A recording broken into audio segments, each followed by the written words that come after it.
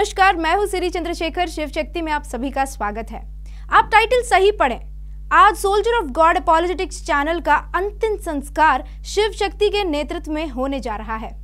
तो बिना आपका और मेरा टाइम बर्बाद किए जल्दी से इस चैनल का अंतिम यात्रा पूरा कर लेते हैं। आप दीदी, ये साउथ नहीं है, ये नॉर्थ है। यहाँ पे इस दरिया के मगरमच्छ हम है।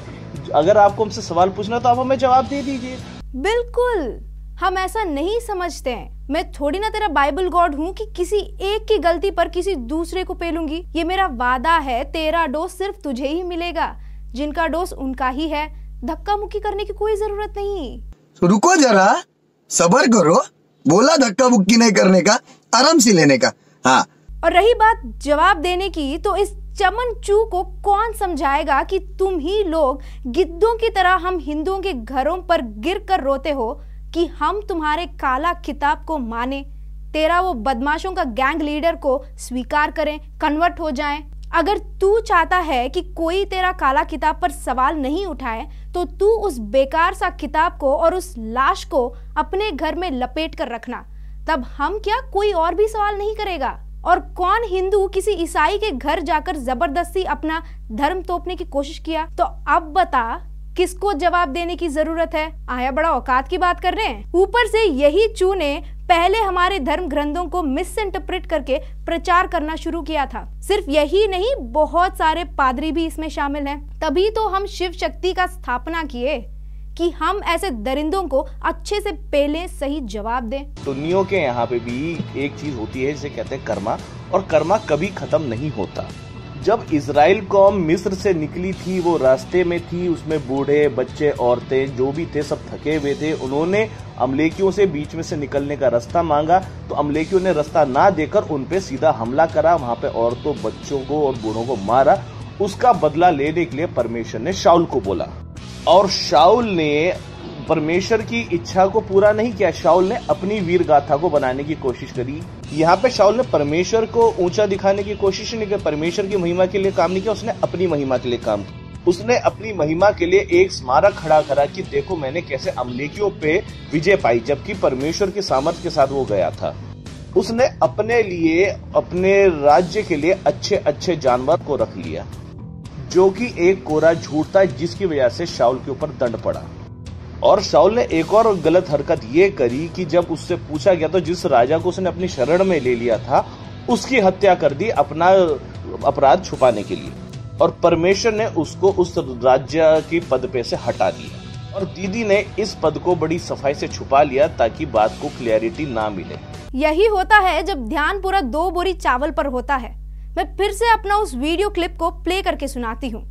इसीलिए पछताता है कि यहोवा ने शाऊल को सारे अमालेकियों के साथ वहां के पशुओं को भी खत्म करने का आदेश दिया था, पर शाऊल ने कुछ भेड़ बकरियों को और अमालेकियों के राजा को बिना मारे ही जीवित लाया था। तो यहाँ पर मेरा सवाल क्या था और ये चू जवाब क्या दे रहा है? मेरा सवाल ये था कि तेरा गैंग लीडर उस वक्त अमालेकियों को क्यों कुछ नहीं कर पाया, और 400 साल बाद उनके बच्चों पर बदला क्यों लिया? अरे मंद बुद्धि वाला चाचा, कर्म चाहे इस जन्म में हो या अगले जन्म में हो या किसी भी जन्म में हो, हर एक इंसान का कर्म का अकाउंट अलग होता है। जो जैसा कर्म किया उसका फल उसको वैसे ही मिलेगा। पर तेरा राइस बैग किताब में ना कर्म के बारे में लिखा है, ना दूसरे जन्म के बारे में। बाइबल के हिसाब से हर एक इंसान का जन्म एक ही बार होता है ना। तब यहोवा 400 साल बाद किन लोगों पर अपने बदला लिया था? वही लोग जो 400 साल पहले इजरायलियों को पेले या उनके बच्चों पर बदला लिया था। तो यहाँ कर्म की बात कहाँ से आई रे चोमू? जो आपके चोमू गॉड्स हैं, इस जन्म का पाप का बदला लेने के लिए वो अगले जन्म में सजा देते हैं, जिसमें अपराधी को यही नहीं पता होता कि वो किस जन्म की सजा की को भुगत रहा है।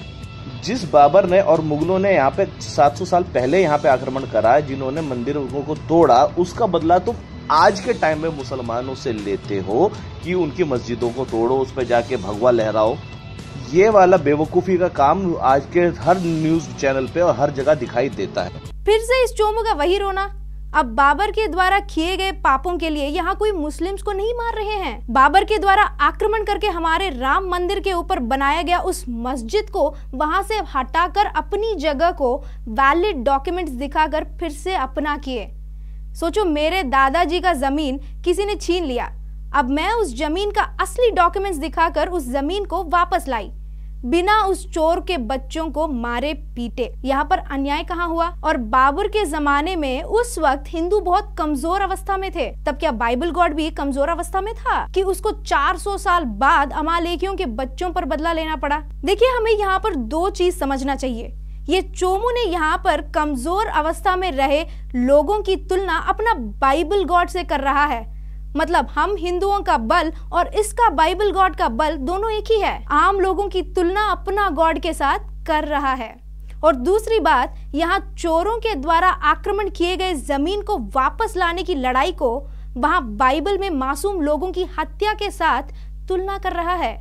इसीलिए इसको भेड़ कहते हैं। इसका बहस में ना सर है ना पैर। सुन्नी धर्म की किताबों के अंदर कि वहाँ पे कोई पंगा ना शंगा, कोई लेना ना देना, वहाँ पे क्या होता? तो होता ये है कि श्री राम के मामा थे कैकेयी देश के राजा, जिनका नाम था युद्धाजीत। वो ऋषि गार्गे को श्री राम के पास भेजते हैं। राम जी के भाई भरत के 2 बेटे हैं, तक्ष और पुष्काल।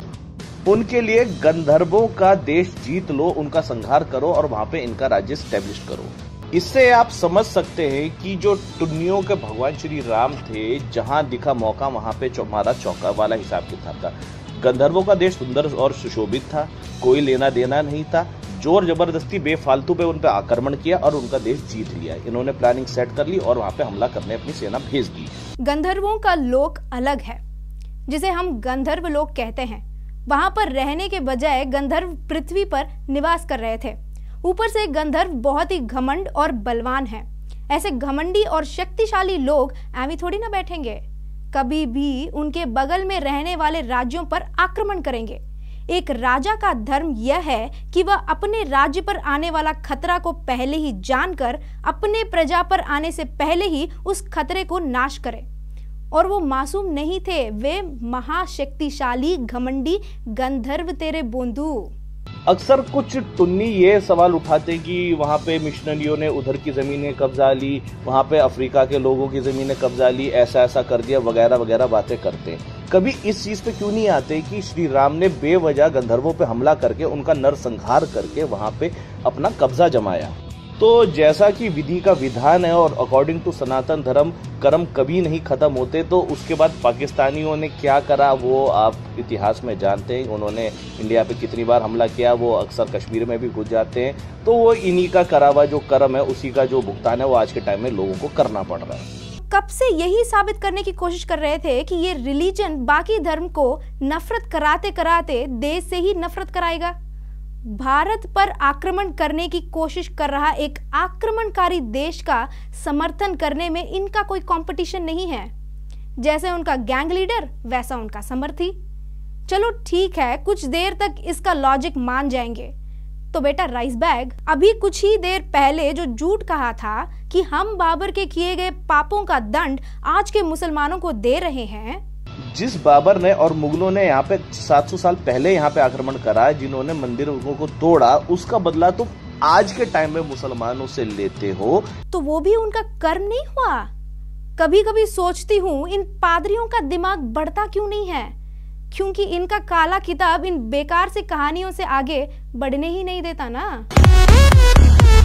हे मेरे जन विदा ले रहा हूँ, पिता के भवन मैं जा रहा हूँ। बाइबल 3G सीरीज पार्ट 7 के साथ फिर से आऊंगी। जय श्री राम।